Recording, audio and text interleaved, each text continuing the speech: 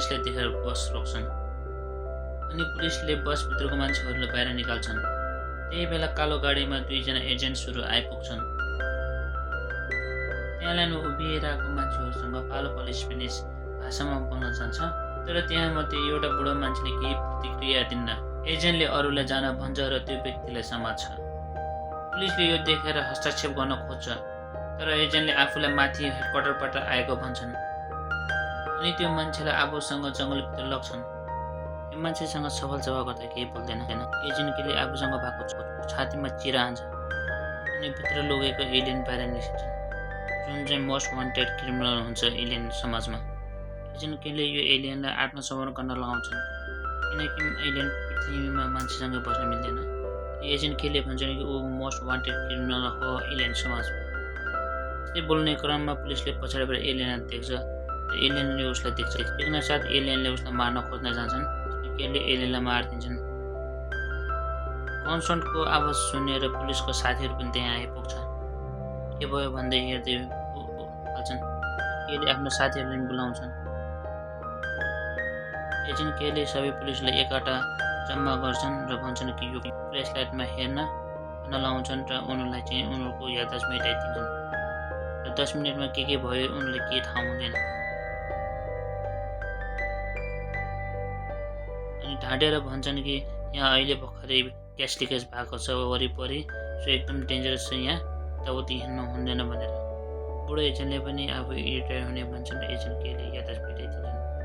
अर्को भागमा हामीले देख्छौँ कि एकजना पुलिस चाहिँ अर्को चोर पछाडि भागेका छन् उसलाई समात्नलाई। एकचोटि उसले चेरापे समाति पनि हाल्छन्। चोरले पुलिसलाई बन्दुक निकालेर हान्न खोज्छन्, तर यो पुलिसले चाहिँ झट्का हानेर त्यो बन्दुकलाई फालिदिन्छन्। एलियन बन्दुक भएकोले भुइँमा खोज्न नसकेर जलेर खरानी हुन्छ र गायब हुन्छन् अनि पुलिसलाई चकमातेर फेरि भाग्छन्। भाग्दै ऊ चाहिँ भित्तामा यसरी चढ्छन् कि त्यो पुलिस चाहिँ छक्क पर्छ कि कसरी यो चाहिँ माथि भित्तामा चढेर छ।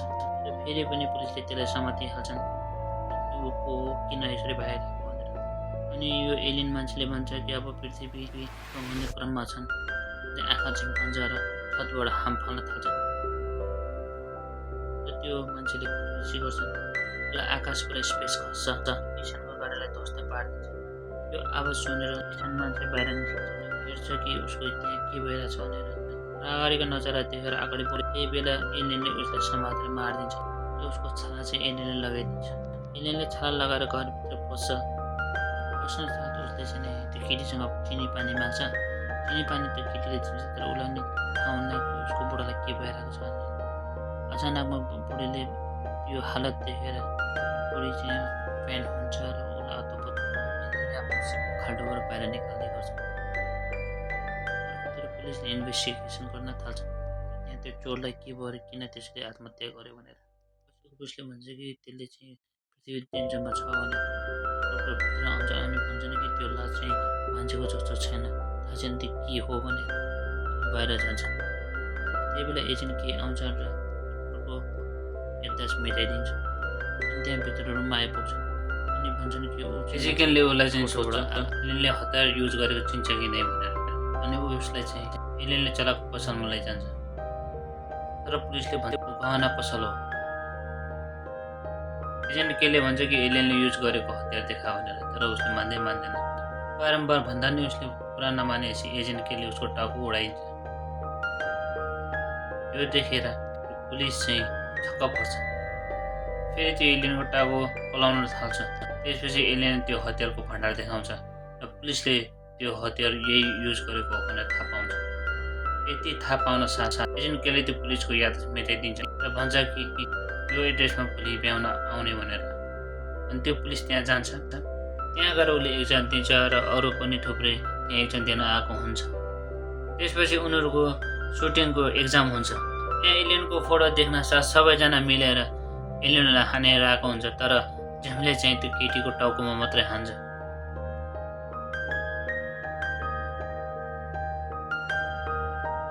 सबजना छक्क पर्छ कि यो केटीलाई किन हानेको भनेर। त्यसपछि त्यहाँ एकजना एजेन्ट आउँछ र सोध्छ कि किन त्यो केटीलाई हानेको भनेर। अनि उसको जवाब सुनेर सबैजना दङ्ग पर्छ र एजेन्ट के चाहिँ मक्ख पर्छ उसको आन्सर सुनेर। अनि उसले चाहिँ आफ्नो रहस्यमय कुराहरू स्पष्ट गर्छ त्यो जेम्सको अगाडि कि उनीहरू को हो भनेर। हामीले देख्छौँ कि अरूको याददाश्त मेटाइदिन्छ। जेम्सले यो पहिलोपटक देखिरहेको हुँदा ऊ चाहिँ छक्क परिरहेको छ यो सब के भइरहेछ भनेर। अनि त्यसपछि एजेन्ट केले चाहिँ सबै कुरा बिस्तारै भन्दै जान्छ अनि उसलाई चाहिँ भन्छ कि हाम्रो यो एमआई एउटा सङ्गठन हो, मेन इन ब्ल्याक। यो चाहिँ स्पेस सम्बन्धित कुराहरू हुन्छ। अनि एजेन्ट केले अफर गर्छ कि ऊ चाहिँ यहाँ हामीसँग जोइन हुन सक्छ उसले चाह्यो भने। त्यसपछि जेम्सले कुरा मान्छ र ऊ चाहिँ जोइन हुनलाई रेडी हुन्छ। उनीहरू चाहिँ अफिसभित्र जान्छ। एजेन्ट केले जेम्सलाई सबै कुरा सम्झाउँछ र सबै कुरा देखाइरहेको हुन्छ। सबै हतियारहरू कसरी युज गर्ने, के कस्तो हो, कहाँ के छ भनेर।